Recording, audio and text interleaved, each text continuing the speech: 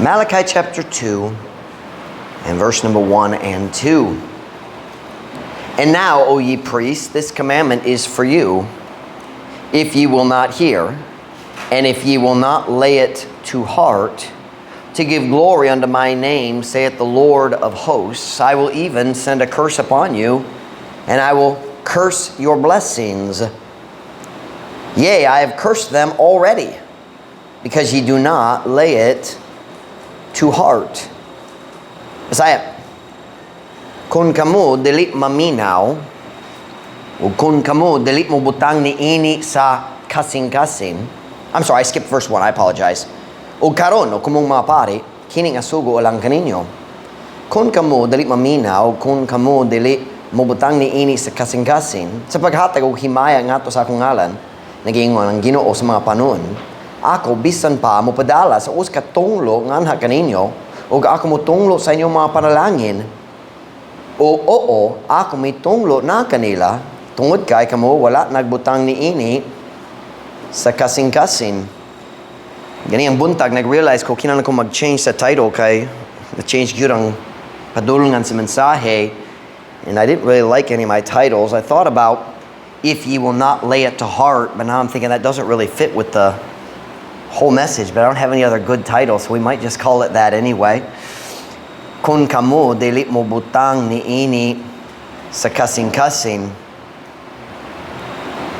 I'm trying to think of a better title. I can't, so I think that's going to be the title this morning. Let's pray, and we'll get into the message this morning. Dear Father, thank you for today, Lord. Thank you for your word and its practicality for our lives. I pray, God, you'd fill me with your spirit as I preach this morning. Pray, God, you would bless me. Help me, Lord. We need you, God. Please fill me with your spirit. I pray in Jesus' name. Amen. Pwede mo maglingkod. I just thought of a title that fits much better with the sermon. God always has a remnant. Can you write that down, wifey? I'm going to need that later. I like that title much better. It fits with the theme of the message much better. Nay bata diri sa gawas, Brother Michael? Nailain bata diri sa gawas? All right. Looks like they'll be in big church with us. Hey, we have visitors, ladies and gentlemen. Wow. Yeah. Or ba sing naikwaon? I don't know. Brother Michael can take care of that. We coming in, Brother Michael, or what we doing here? All right. All right. All right. Si Brother Michael magati man niya na. Kirita? All right. Pray for the children. Brother Michael just kicked them out of church. Can you believe that? Just kidding. Ang basahon ni Malachi, usa sa pinakamakasamot nga libro sa tibok Biblia kung naigumaka sa Diyos. Ang Diyos diya sa iyang kaluoy ug pagkamainantoson nakapabalik na sa iyang katawhan gikan sa pagkabinihag diya sa Babylon. Human sa 70 katuig sa pagsilot sa ilang kadautan, ang Diyos mipapauli na sa iyang pinili nga katawhan ngadto sa ilang kaugalingon nga yuta. Diha sa land of Judah, human sa iyang panahon sa captivity sa Babylon, dito sa land of Judah, ang Diyos nagpanalangin kanila pag-usab. Pinagi sa espiritualong paggiat ni Ezra, ang mga tao sa Israel mibalik nga to sa tinuod nga pagsimba sa Diyos tungod sa pagpangulo ni Zerubbabel ug Nehemiah, sila nagtukod sa templo ug ni tukod sa patio sa Jerusalem, and ang Diyos nagsugod og bless sa iyang katawhan pag-usab diya sa Jerusalem ug Judah. Apan sa diri sa atong teksto karong buntag, kana nga panahon sa mga panalangin sa Ginoo, ang pagbalik sa Ginoo, kana nga panahon ni Ezra o Nehemiah o tanan nilang mayong buha para sa katawhan sa Diyos, kana nga panahon dugay na milabay. Diya sa panahon ni Malachi, nahanaw na ang mga paghinumdum ni Ezra o Nehemiah o mga panalangin sa Ginoo nga miabot sa Israel pinaagi kanila. Sa panahon ni Malachi, ang mga tao sa Diyos, ang mga kaliwa ni Abraham, Isaac, Jacob, mga Hudeo, the Jews, nagalagad gihapon sila sa Ginoo, apan dili kinasingkasin ang ilang pagserbisyo. Kana ang tema nga makita nimo sa tibok book of Malachi. Mihatag gihapon sila sa mga sakripisyo apan dili tungod sa gugma. Nagbutang sila sa bread diya sa altar. Sila naghimo sa tanan laing ceremonies ang tanan nga dili tanan pero uban nga gisugo sa Dios, but there was no love. Dili kinasingkasin. Naiusa lang ka pulong nga hingpit nga makapasabot sa ilang attitude kabahin sa pag-alagad sa Ginoo. One word, you ready? Taphaw. Walay kasing-kasing. Taphaw lamang. Nagalagad gihapon sila pero kana dili ang ilang kasing-kasing. Ang mga butang sa Diyos walay pagdani, wala nay pagdani alang kanila. Nagalagad sa Ginoo pero ilang kasing-kasing na sa mga butang sa kalibutan. Wala sila ay tinuod nga gana alang niya ng mga butang nga nailabo sa Diyos ug langit ug pagpangalagad sa Ginoo. Nagserbisyo sila gihapon sa Ginoo. Nagtuman sila sa ubang mga sugo. Pero ang tanan nilang gipangbuha alang kaniya taphaw lamang. That is Malachi. We would say in English, they were just going through the motions. Naghimo sila sa religyoso nga mga butang pero dili gikan sa ilang kasing-kasing. Kana man ang tema nga makita na to lukop niini nga mubo nga libro ni Malachi. 4 chapters na lang. Ug balik-balik ang Dios nagsulay magtulid kanila, magsaway nila ug sila diretso nagtubag sa Ginoo. Unsa ba ang mong sala? 6 times they said, "Wherein have we done that?"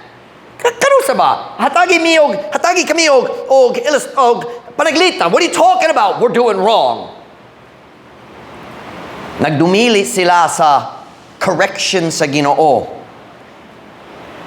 Ug diri sa atong teksto sa Malachi 2, pagalantaw ta unsa gisulti sa Dios ngadto sa mga pari nining panahon. Now you gotta understand, ang mga pari sila ang espirituhanong pangulo sa katawhan.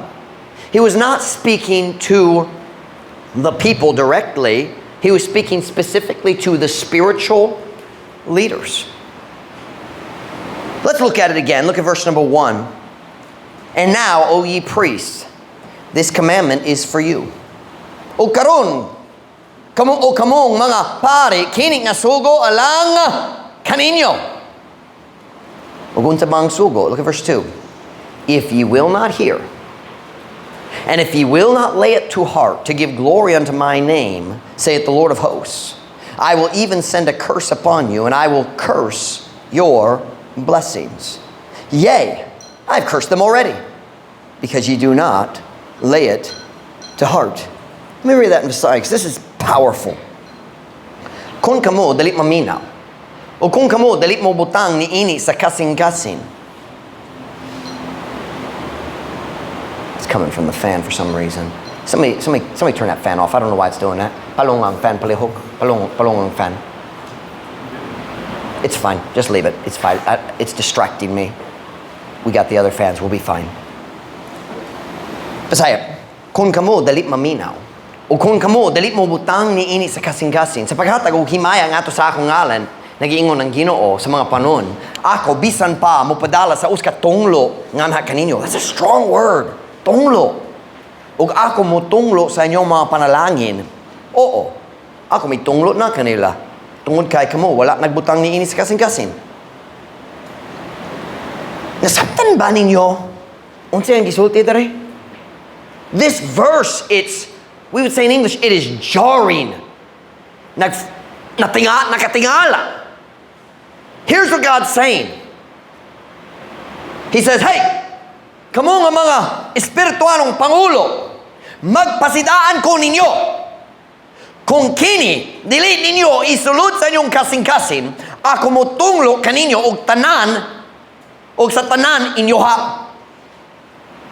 Dayon, diretso sa tunga-tunga sa verse, siyang mihunong sa iyang kaugalingon og mipahayag, ayaw na lang.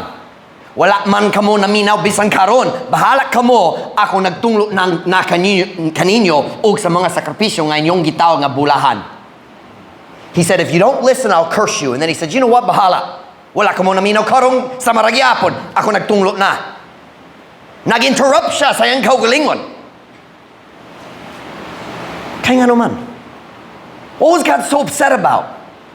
Tungod kay wala sila'y kasing-kasing, diya sa tanan nilang pagserbisyo, taphaw man ang tanan. Kana man ang kahimtang sa kadaghanan sa katawhan sa Diyos, diya sa panahon ni Malachi. Taphaw. Plastic. Pero, salamat sa Ginoo, kana ang kahimtang sa kadaghanan pero dili sa tanan. Salamat sa Ginoo nga diha sa tanang panahon, listen now, listen to the statement, diha sa tanang panahon, bisan ang time diin ang halos tanan tao, taphaw man, naghalagat sa Ginoo pero walay kasing-kasing, bisan panahon sa maniyana, ang Diyos kanunay nagbatong gihapon sa pipila ka tao nga matinud-anon gihapon kaniya. Look over in Malachi chapter 3. Here we see the one bright spot in the whole book. I could have made this my text, but by the time I added to the sermon, I didn't realize. This is really more the text, I think. Malachi 3 verse 16. Kini lang ang mayong balita sa tibok book of Malachi. Malachi 3:16. Kung nasa, amen? Then they that feared the Lord. Napay tao nahadlok sa Ginoo gyapon. Nagyapon mga tao nga matinud-anon. Nagyapon mga tao na iguma sa Diyos. Dali ang tanan tao, taphaw diya sa ilang pagpangalagad. Then they that feared the Lord spake often one to another. And the Lord hearkened and heard it, and a book of remembrance was written before him for them that feared the Lord, and that thought upon His name. Unya sila nga nahadlok sa Ginoo misulti sa makadaghang sa usa-usa ug ang Ginoo naminaw ug nakadungog niini ug usa ka basahon sa paghinumdom ang gisula sa atubangan kaniya alang kanila nga nahadlok sa Ginoo ug nga naghunahuna sa iyang ngalan. Bisan niini nga panahon di intaphaw man ang pagpangalagad sa kadaghanan, napay pipila nga kinasing-kasing gihapon nga nagsunod sa Ginoo. Dili tanan ang mga taphaw. Truth Baptist Church. Tinuod man nga naidaghang plastic nga Kristohanon sa kalibutan karon. Pero salamat sa Ginoo, dili ang tanan sama niana. You listen to me this morning. I'll be very, very frank, okay? Sa miyaging duha ka semana na pagpakaroon ingno nga nabutyag na dinhi sa atong church. You listen to this statement, okay? I didn't plan to preach this morning, but we need this morning. Listen to me. Ang pagpakaaron ingnon sa uban, dili gayud magpruweba nga tigpakaaron ingnon ang tanan. Are you listening to me now? Ang pagpakaaron ingnon sa uban, dili gayud magpruweba nga tigpakaaron ingnon ang tanan. God always has a few people who are still faithful. Christian, paminaw na ko. Come on now, paminaw na. Ayaw ka bala kakabayan sa mga tigpakaaron ingnon. Kita nga nahigugma gayud sa Ginoo, magpadayon lang gihapon alang kaniya. We don't quit because other people quit. Dili ta magundang kay na-disappoint ta sa uban. Magpadayon ta gihapon kay ang Dios wala na pakyas na kanato. I want to read that verse for you again. Verse 16. Then they that feared the Lord, kinang mga tao gipalibutan sa mga hypocrites, mga tao walay gugma para sa Bidya sa ilang pagpangalagad sa Ginoo. But then they that feared the Lord spake often one to another, and the Lord hearkened and heard it. And a book of remembrance was written before him for them that feared the Lord and that thought upon his name. Dili ko mo basa basay balik paminaw na ko karon, Christian paminaw. When you are faithful, God notices. Bisan wala ay lain tao makamatikot sa imong pagserbisyo, kana nga pagkamatinud-anon nimo mamatiktan sa Diyos. He said God heard it. And he said write that down to make sure. The God who never forgets said write it down so I don't forget. Kanusang Diyos malimot, di good. But God said write it in a book of remembrance. What's a book of remembrance? I don't dali ko malimot. I want to remember this. Look at verse 17. Malachi 3:17. And they shall be mine, saith the Lord of hosts, in that day when I make up my jewels, and I will spare them as a man spareth his own son that serveth him. Then shall ye return and discern between the righteous and the wicked, between him that serveth God and him that serveth him not. Ug sila mahimong akwa nagiyong Ginoo sa mga panon niya nang adlaw sa diha nga ako maghimo sa ako mga alahas ug ako mo palingkawas kanila ingon sa usa ka tawo nga nagapalingkawas sa iyang kaugalingong lalaki na nagaalagad kaniya unya kamong mobalik ug makakita sa kalinan tali sa matarong ug sa dawtan tali kaniya nga nagaalagad sa Dios ug kaniya nga wala nagaalagad kaniya. Or we could say it this way, nagpagkaron ingnon nga nagaalagad kaniya. That's the background here. You listen to me this morning. Paminaw na. Ang Diyos, ang matarong maghuhukam, ug siya man ang mopakita sa katapusan kung kinsa man ang tinuod nga tigsunod kaniya. Ayaw ka bala ka kabayan sa uban, ikaw magmatinumanon lamang. Magpadayon ta. Ay, naitaw, nag-disappoint ka na mo. Magpadayon lang ta. Nagsunod ta sa Ginoo, dali sa tao, magpadayon lang ta. Usahay kung makitaan na to. Now, listen to me now. I want to help our church this morning. Paminan ako. Usahay kung makitaan na to ang kapakyasan sa uban. Ang tao maghimo sa dakong sa iyo. Ang tao mo, biya sa kabubuton sa Diyos. Usahay kung kita makakita sa kapakyasan sa uban, magsugod ta og duda, nga basin tik pagkaroon ninyo ng tanan. We start to wonder, is anybody real at all? Kung kini nga tao nagundang, kini nga tao nagundang, kini nga tao nagundang, naba si bisang kinsa nga tinuod? O peke kayo ng tanan? Bisan si David nag-experience niya nga pagbati. That's sa Psalm 116. Wala ko 100% sure nga si David ang nagsulat sa 116, pero para na ako murag si David ang taong nagsulat. Turn me to Psalm 116 verse 10. I want to show you what David said. Diya sa panahon nga nasakitan siya.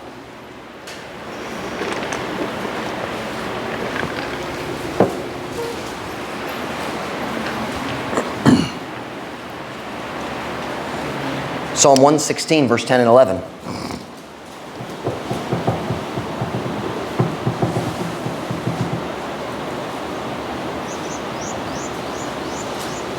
Psalm 116, verse 10 and 11. Kunana, say amen. I believed, therefore have I spoken. I was greatly afflicted. Ako mituo, busa ako misulti, ako sa hilabihan, gisakit. Can I just say, in passing, this isn't the point, but can I just say, when you are hurting, be careful what you believe. Your mind's not clear. Kung nasakitan ka, amping kayo unsay mong pagdawa nga tinuod gyud. Dili klaro imong huno-huno kung naida kong sakit. Verse 11. I said in my haste. All men are liars. Ako miingong diha sa akong pagdali.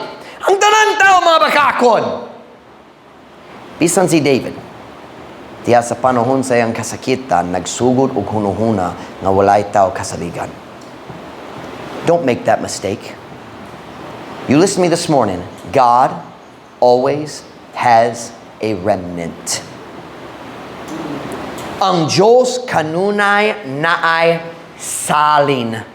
Kana nga pulong salin, nagpasabot ang pipila ka matarong nga tao nga nahibilin, human sa pagbiya sa kadaghanan. That's salin, remnant. Ang pipila nga nahibilin. You listen, there are always true Christians. The hypocrite does not prove everyone is a hypocrite. The hypocrite proves there are true Christians. Because the hypocrite is pretending to be the true Christian. The presence of hypocrisy proves reality. Nainumdum ba kamo sa sugilano ni Elijah?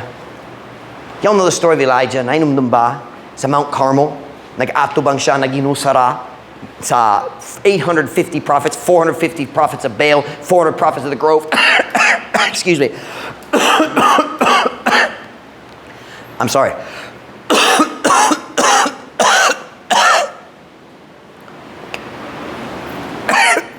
don't know where that came from.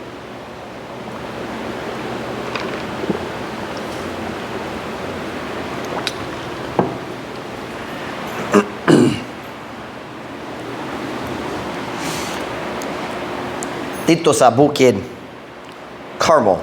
I just realized my sermon got all cut out of whack. Sayo pang print. Si Elijah nagtindog, naginusara batok sa 850 mining nga mga propeta. Og tanawa ang iyang gisulti ngadto sa katawhan in 1 Kings 18 verse 21. I want to show you the mindset. Elijah was probably the greatest prophet in the Old Testament. Murag siyang pinaka-nindot, pinaka-ngamhanan, pinaka-maisogon nga propeta sa tibok Old Testament. Ug tanawa, unsay ang gisulti. That is sa 1 Kings chapter 18 verse 21. 1 Kings chapter 18 verse 21. Kunana, say amen. I'll give you another second. 1 Kings chapter 18 verse 21. Kunana, say amen. And Elijah came unto all the people and said, How long halt ye between two opinions? If the Lord be God, follow him. But if Baal, then follow him. And the people answered him not a word. Then said Elijah unto the people, I, even I only, remain a prophet of the Lord.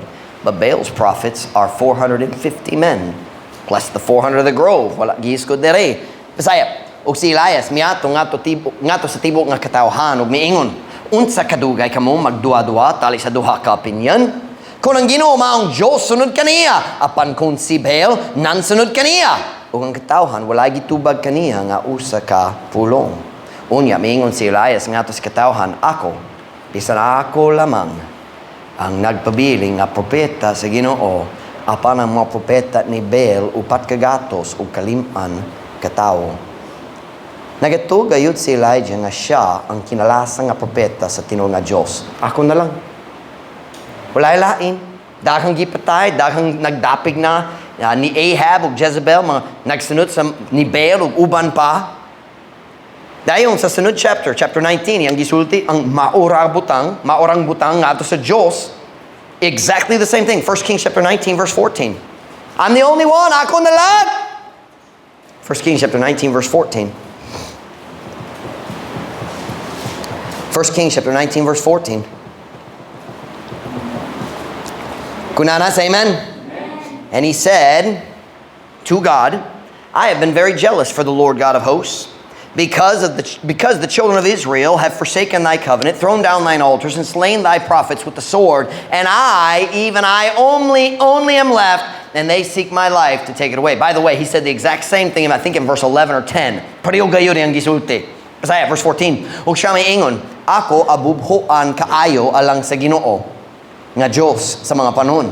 Tungod kay mga anak sa Israel, misalikway sa imong pakigsabot, mitumpag sa imong mahalaran, ug mipatay sa imong mga propeta ginamit ang espada. Ug ako, bisan ako lamang, maong nahibilin, ug sila nagtinguha sa akong kinabuhi aron sa pagkuha ni ini. Si Elijah naging Ginoo, ako na lang nagalagad kanimo, ako na lang ang naiguma pa kanimo, wala nailain. Pero tanaw, unsa gisulti sa Diyos sa verse 18. I'm purposely skipping a few verses para sa time. Look at verse 18. Kung na say amen. Ang Diyos na giyon nato ni Elijah, yet I have left me 7,000 in Israel, all the knees which have not bowed unto Baal, and every mouth which hath not kissed him. Apan ako, aduna gibiling kanako nga 7,000 sa Israel, ang tanan mga tuhod nga wala mipiko ngadto ni Baal, o ang matagbapa nga wala nakahalok kaniya. Ang Diyos masulti ni Elijah, naghuna-huna baka nga ikaw na lang ang matinud-anon pa? Napakoy 7,000 nga wala na ilhit ni mo. Napaydagang tao wala pa nagsalikwain ako. Dili ikaw na lang. Truth Baptist Church, listen to me. God always has His remnant. It's never just you. Dili gayon mobot ang panahon nga ikaw ang kinalasa nga matinud-anon nga to sa Ginoo. Nope. God always has a remnant.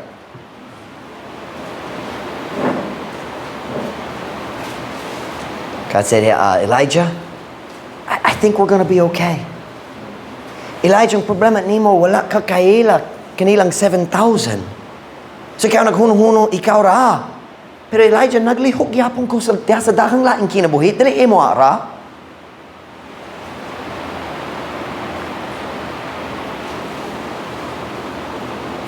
Truth Baptist Church, listen to me. Kung magsugod ka og tan-aw kanila, nga nagbiyat na sa Ginoo, sayon kayo nga maluya na ka, ug sa dili madugay ikaw pod maghuno-huna kabahin sa pagundang.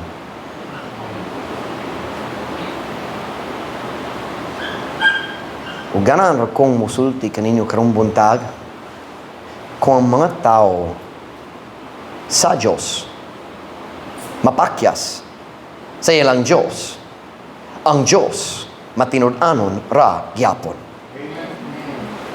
Ug dugang pa napay daghang nga nahigugma sa Dios gihapon. Dili gayud ikaw ra. Elijah said, I'm the only one. God said, no, you're not. Napay 7,000.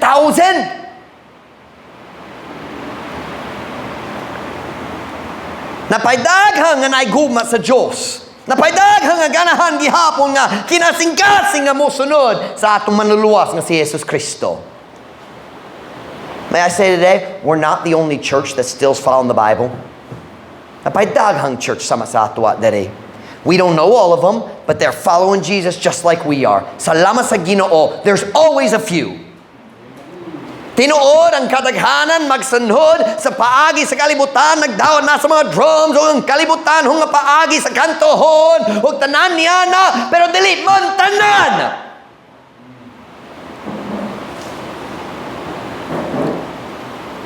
Sa dihang si Elijah, naghuno-huno nga siya, naginusara, ang Diyos nagpainumdum kaniya na wala siya nahibalo kung unsay gihimo sa Diyos diha sa kinabuhi sa uban. You can't see everything God's doing. God always has a remnant. But then as I was preparing the message yesterday, kini ang bahin sa story, wala yun na matiktan ako sa una, and it really nagtandog sa akong kasing-kasing. In the 3 verses I skipped earlier, para sa time, ang Diyos, misugot ni Elijah, naghatag kaniya tulo ka sugo. First, He said, kinahanglan ka mo dihog, mag-anoint, magpili sa duwa ka hari, uska hari para sa Israel, uska hari para sa Syria. Dayon, ang Diyos nagsugo kaniya, human sa mong pagdihog sa duwa ka hari, pangitaa si Elisha. Kay siya ang tudluan nimo aron mupuli kanimo pohon-pohon. Look with me at 1 Kings chapter 19 verse 19. Magpadayon ta sa story, ang Diyos nagingon niya, nakoy 7,000 gihapon. But look at verse 19. I love this verse. So he departed thence and found Elisha, the son of Shaphat, who was plowing with 12 yoke of oxen before him, and he was with the 12th. And Elijah passed by him and cast his mantle upon him. Busa, siya mibiat dito, nakakaplag ni Eliseo, ang lalaki na anak ni Shaphat. Actually, I think he found him before he anointed the kings, now that I look at the story. Nakakaplag ni Eliseo, ang lalaki na anak ni Shaphat, kinsa nagadarog, inaman ang napulo og duha ka yugohan nga baka, una kaniya, og siya uban sa ikanapulo og duha. Og si Elias miagi, duol kaniya og giitsa ang iyang kupo nganha kaniya. Let me explain to you what's going on here. Walay magwali hangtod sa hangtod. Sama sa mga high priest diya sa Old Testament, Bible talks about in the book of Hebrews, wala naglungtar ang ilang serbisyo sa templo kay namatay sila. Pero man ang mga propeta, mga magwali, dali magwali hangtod sa kanturan. Pusa. Matag magwali ng inahanglan sa bisan usa ka Elisha na tudloan niya. Si Elijah nagingon, ako na lang nahibiling nga tinuod nga propeta sa Diyos. Dayon nakaplagan niya si Elisha ug nakakaton siya nga napailaing tao nga naiguma pa sa Diyos sama kaniya. Ako dili usa ka Elijah. Pero tinuod man ang akong gugma alang sa Ginoo. Ug nagpasalamat ko sa Ginoo nga siya mihatag na kanako sa pipila nga mga Elisha nga naiguma sa Ginoo sama kanako diri sa atong church. Nagpasalamat ko sa Ginoo lang ni Brother Michael na matinud-ano nga nagsuporta kanako sa hapit na walo ka tuig. Nagpasalamat pud ko sa Ginoo lang sa mga batanong nga magwali, mga batanong nga tao sa Dios nga ang gihatag kanako diri sa atong church aron ako motudlo kanila kabahin sa buluhaton sa Dios.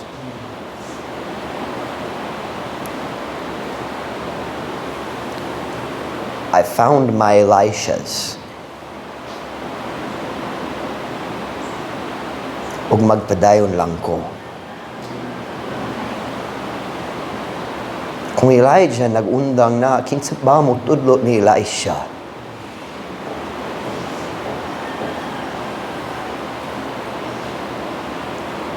Kung si Elisha, dili ganahan mo sunod ni Elijah, kinsa ba tudloan? Human sa pagbalik sa langit, human nga si Elijah niyato na sa langit, wala siya namatay, gikuha siya sa chariot sa fire.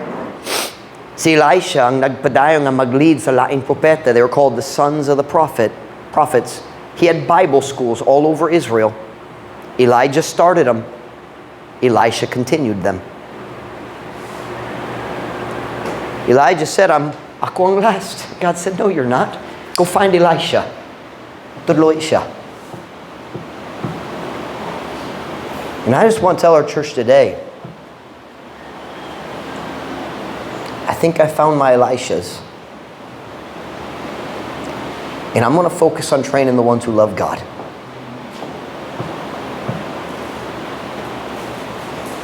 Si Paul nagiyon ni Timothy, diya sa 2 Timothy 2:1, thou therefore, my son, be strong in the grace that is in Christ Jesus, and the things that thou hast heard of me among many witnesses.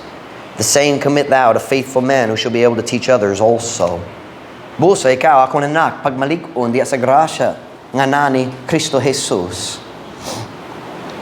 Ug ang mga butang ay mong nadungo, gikan kanako, uban sa daghang mga saksi, maong itugyan nimo nga to sa matinumanong nga mga tao, kinsa makahimo sa pagtudlo sa uban, usab. Usahay mo lantaw ta sa mga sayop sa uban ug ma-discourage ta. Magsugod ta maghuno-huna, pasin peke ang tanan. Elisha dili peke.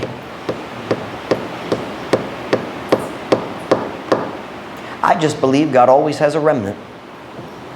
Nagatuo ko kanunay na ipipila nga naigugma, kinasingkasi naigugma sa Diyos kiapon. Salamat sa Ginoo, nakaplagan na ako ang akong mga Elisha.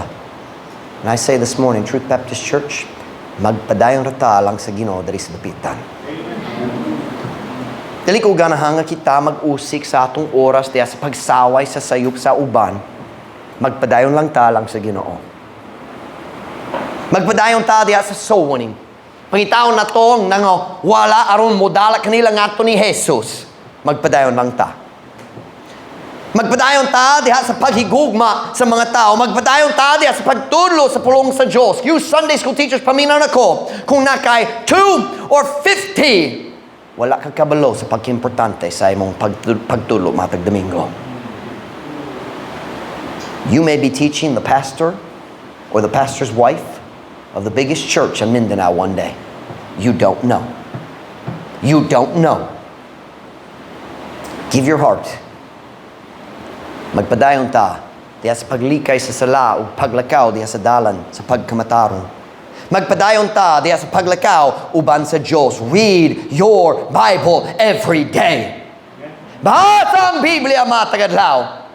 Apo matagadlaw. Memorize Scripture. Saying this morning, magpadayon ko, kinsa kahay, mukuyog kanako. Magpadayon talang sa Ginoo. Tugon na mga ulo, piyoma.